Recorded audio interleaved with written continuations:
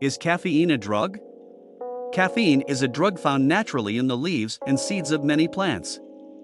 It's also made artificially and added to some foods and drinks. Caffeine is a drug because it stimulates the central nervous system, causing increased alertness. Caffeine gives most people a temporary energy boost and improves mood. Caffeine is in tea, coffee, chocolate, many soft drinks, and pain relievers and other over-the-counter medicines and supplements. Caffeine can help you feel alert and focused. But it also can cause anxiety, stomach upset, headaches, and the jitters. Caffeine can make it hard to sleep.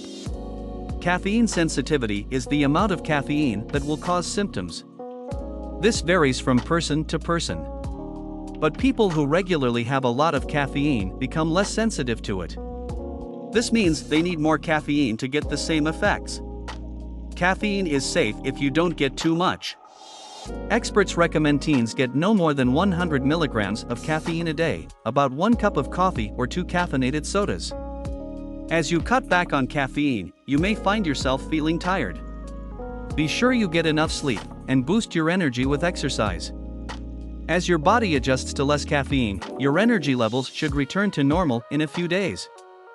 That is all. Thank you for watching. Please like, comment, share and subscribe for more videos.